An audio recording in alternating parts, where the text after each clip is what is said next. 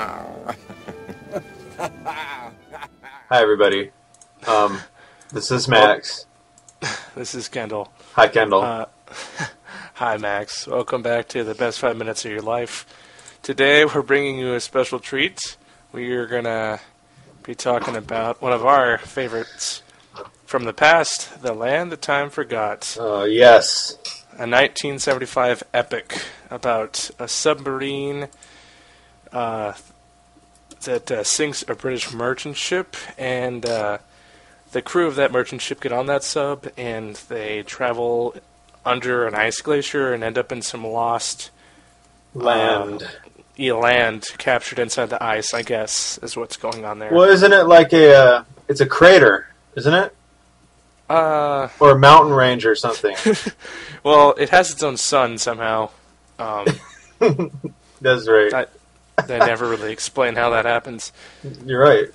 Wow. Unless they go under the ice and somehow get to a lost continent, I guess. I thought it was like, I don't know what it is. Screw it.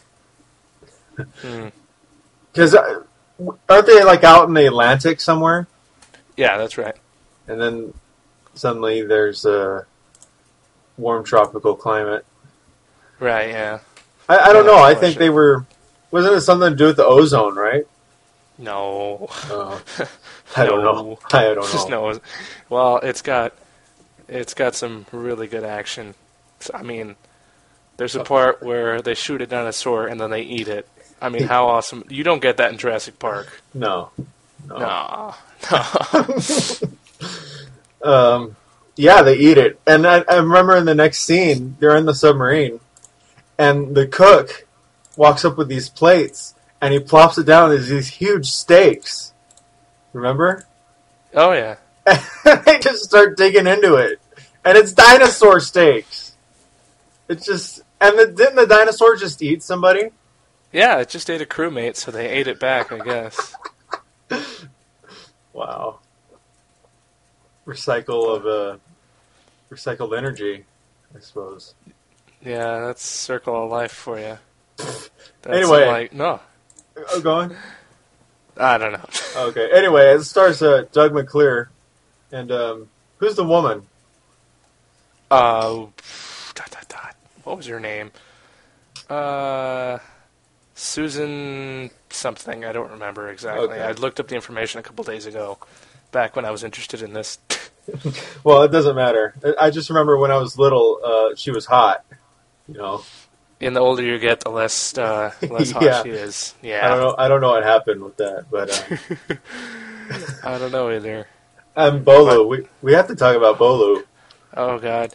So, okay, it kind of touches on like evolution and how the cave people evolve, and they're kind of like Pokemon. The only words they can say is what like part of evolution they're in. So you get one of the protagonists called Bolu, and that's the stage he's in. He's in Bolu stage, and that's all he can friggin' say, like a damn Pikachu. Bolu. And what was the stage up from that? Do you remember? Man, I do not. But I remember, like, they were pointing at them through the trees and everything, remember? Yeah, and they were fierce-looking mothers. Yeah, it was bad. It was bad. They looked like them kids from the Jungle Cruise that attacked the boats. You know the ones I mean, though. I do. And then... Oh. No, go ahead. Okay, well, there's a scene where Bolu... I'm just gonna spoil it. I don't care. Spoiler alert. Yeah, spoiler alert. Bolu gets killed by a pterodactyl. A terrible pterodactyl. And this has been forever etched into my mind. It's one of the most iconic scenes ever, because the pterodactyl just flies down out of the sky. Oh, God. And you can tell it's like paper mache. And the wings aren't flapping or anything.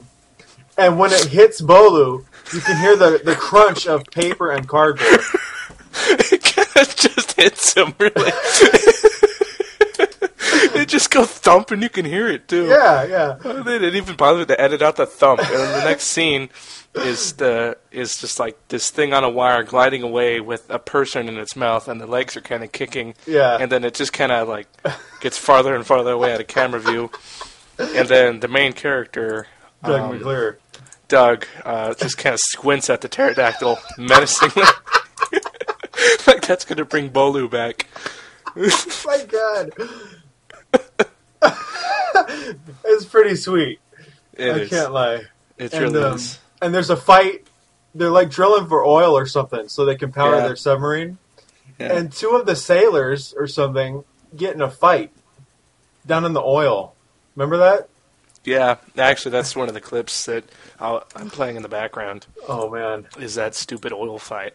Just because it takes up enough time so we can keep jabbering on because we've clearly passed 5 minutes. But, you know, this is a whopper. This one's going to take more than 5 minutes. Oh, yeah. And then there was a tar pit, right? A quicksand? Oh, yeah. Mm-hmm. Yeah. Nice. Yeah. That's like one of the only adventure movies where I've seen a quicksand pit. Yeah, you know what? Well, I mean, yeah, good.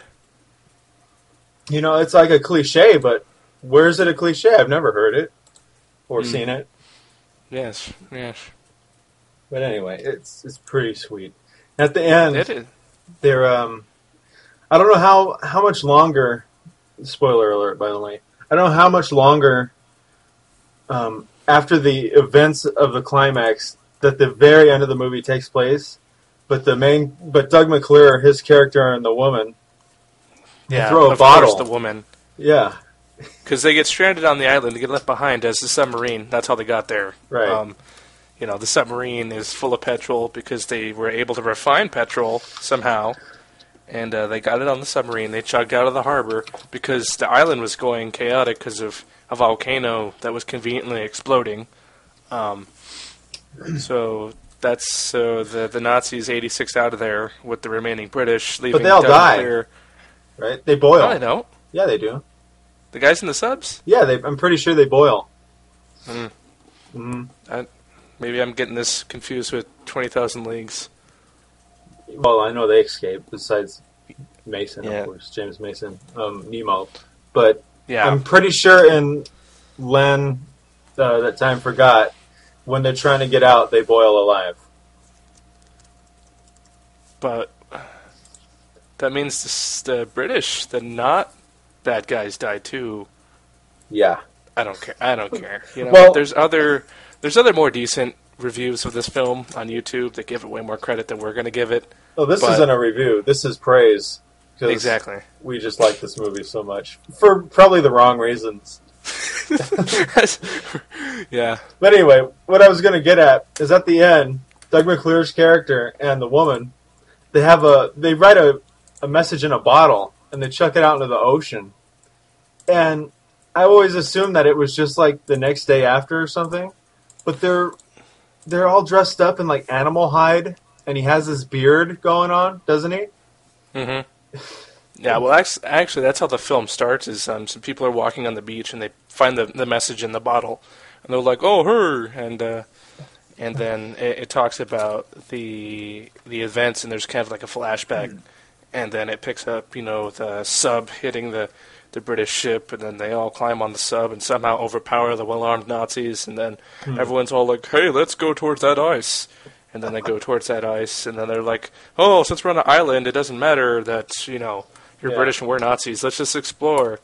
And they explore, and they all kind of start dwindling off, and then Bolu gets raped by that pterodactyl, and it's very traumatizing. It is. He's like, "Bolu! Bolu!" It's terrible. Oh, God. By the way, and somehow, yes. People, my gamer tag is Bolu forever. That's how much I love the character. I mean, he's just been etched in my mind so much. Bolu forever. Bolu forever. Although he's obviously not forever. No. It's very limited, actually. Yeah. Turned into pterodactyl crap. Dactyl gets him.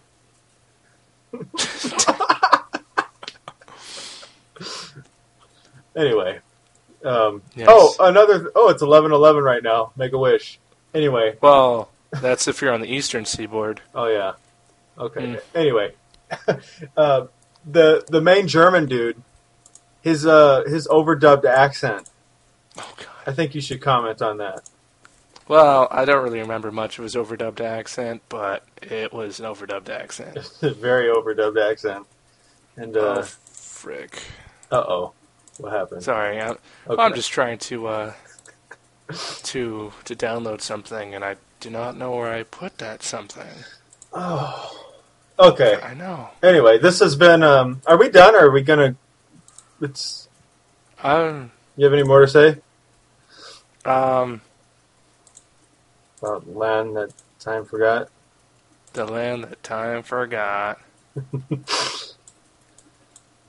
I'd say I'm done. I think we ranted Well, I on mean, it pretty well. this movie has a lot to offer. I mean, don't knock it till you try it. Honestly, it's a classic. It deserves more credit Yeah. than it gets. I mean, because it was the Jurassic Park of its time, Mm-hmm. and it actually had a surprisingly high production value. The producer, well, I guess the producers or whomever decided they would use puppets instead of stop-go animation for most of the dinosaurs, and it looks pretty good. Yeah. To the pterodactyl. It's not It's a like- puppet. Yeah, it's like they threw a glider at the actor and just said, "Go with it." They dressed up a kite real well. Basically, I mean, it just kind of fell out of the sky.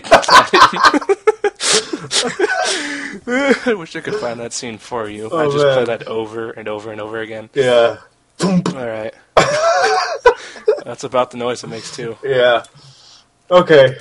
And I don't know what movie we're gonna do next. Oh, I wanted to talk about my bucket. I'm gonna do that in the next video though. So. Okay.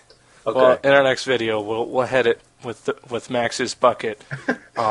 It's just a bucket we pour DVDs of random crap into, and then we'll spew it out Yes. to you, audience. So this has been the best going on 13 minutes of your life with Max and Kendall. Thanks for listening. Aye. All right.